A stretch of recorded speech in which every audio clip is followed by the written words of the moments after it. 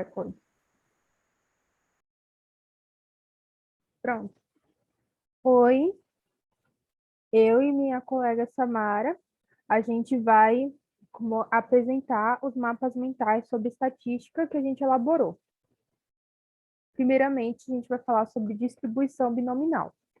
Quando a gente fala de distribuição binomial, a gente quer obter o número de sucessos do caso, igual na distribuição de Bernoulli.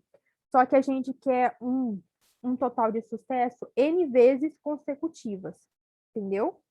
Então, vamos pegar aqui o exemplo. Essa aqui vai ser a fórmula, sendo que K é o número de sucessos, N é o número de repetições e P é o número de probabilidade, nesse caso. Qual a probabilidade de acertarmos 3 questões no chute entre 4 questões no total? Então, K vai ser 3, N 4 e P vai ser 1 sobre 5. Aí o total vai dar esse número aqui, 0,0256. Aqui está aqui a média, a variância e a função probabilidade. Ok?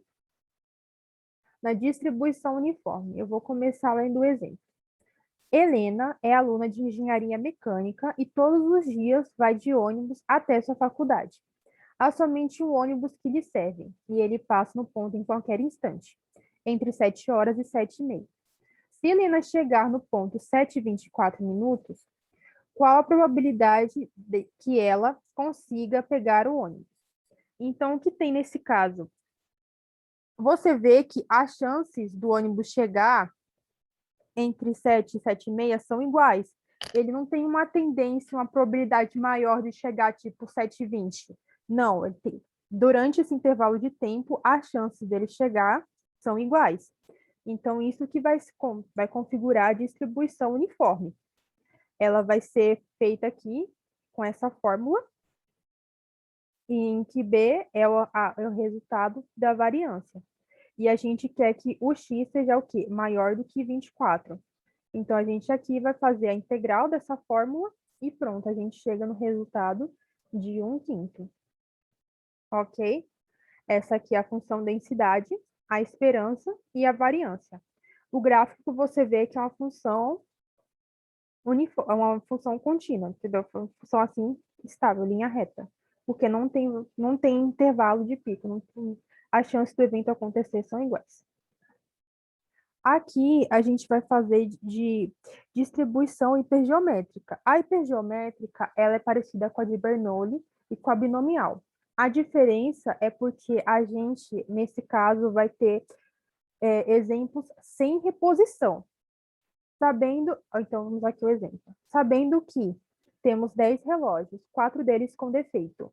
Qual a probabilidade de que, em uma amostra, 3 elementos sem reposição existirem 2 relógios com defeito, entendeu? Então, a gente vai jogar nessa fórmula aqui.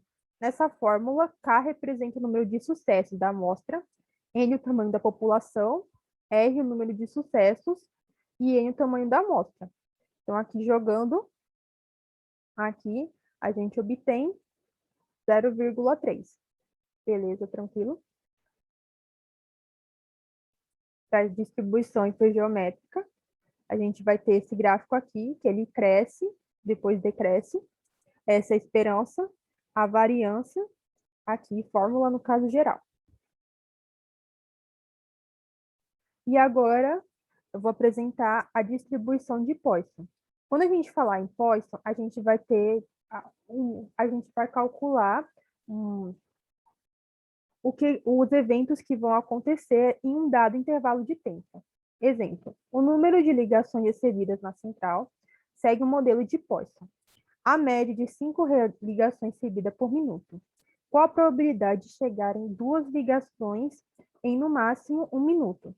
Então, a gente vai colocar nessa fórmula, em que lambda é a taxa média dos acontecimentos e K é o número de acontecimentos em um tempo específico. Então, lambda aqui é igual a 5 e K. Aí ele está falando em, no máximo, 2 ligações em 1 minuto. Então, podem ocorrer, como é máximo, então a gente tem a chance de ocorrer 2 ligações, 1 ligação e nenhuma ligação, 0. Então, a gente vai calcular a Poisson para cada um desses casos. Aqui, pronto, e o resultado vai dar isso. Aqui, o gráfico, esperança e variância. Pronto, Samara. Ok.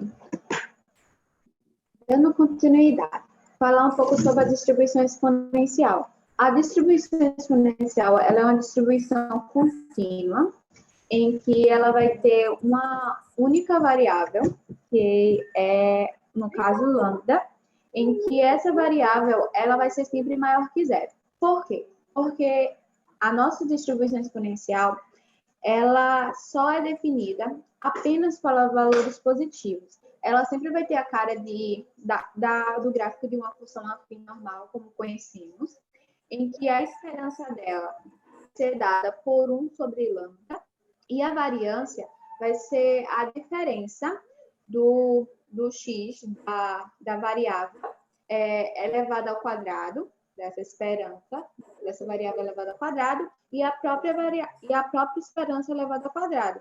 Isso vai se resultar em 1 sobre lambda ao quadrado.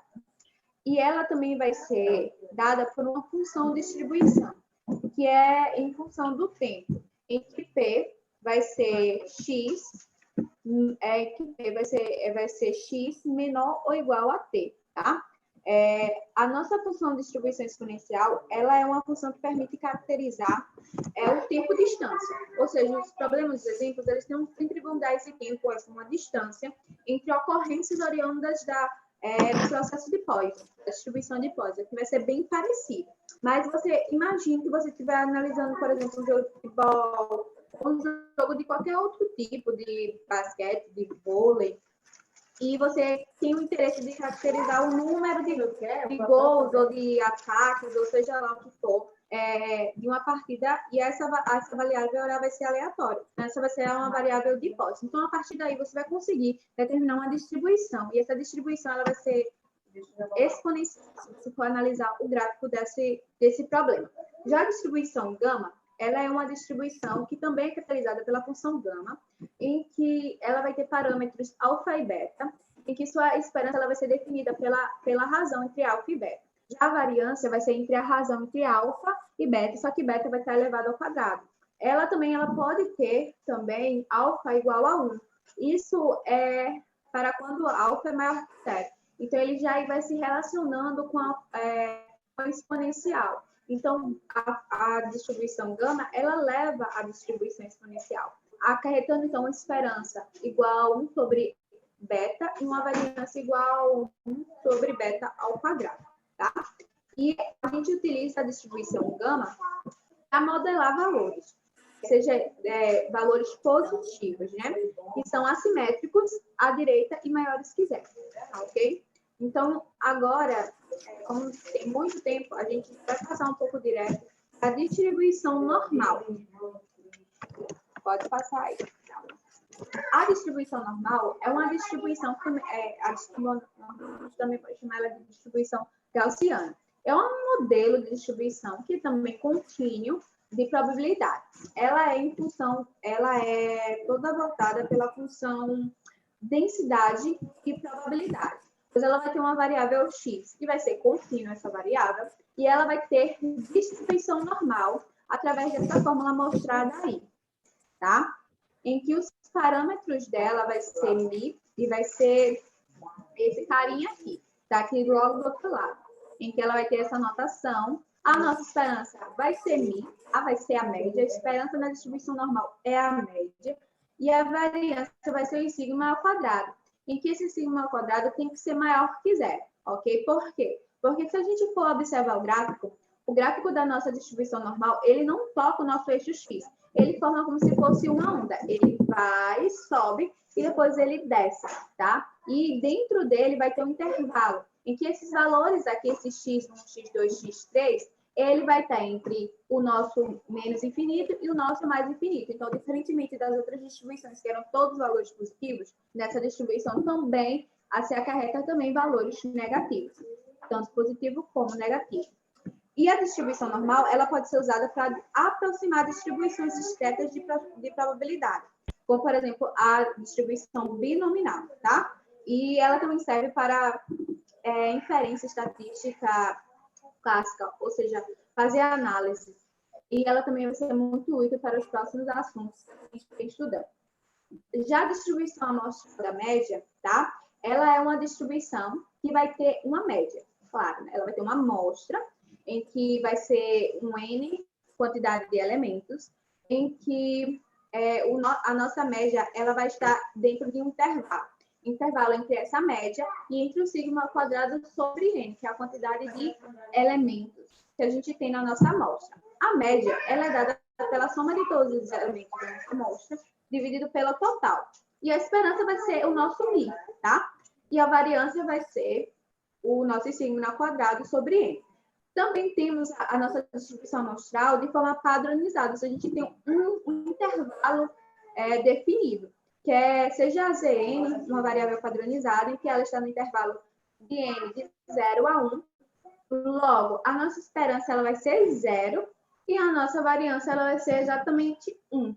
E a distribuição amostral da média, ela pode ser utilizada exatamente para isso. Então, a gente vai ter, por exemplo, um exemplo que vai ter um campo, uma amostra de N elementos, em que a gente gostaria de verificar a sua distribuição daquela amostra. Então, a gente vai utilizar todos esses dados. Passa aí rapidinho, Paula, para eu mostrar mais ou menos. Que já acabou o tempo. Pode passar. Já acabou o tempo. Misericórdia. Tá bom, Deu nem tchau. para mostrar esse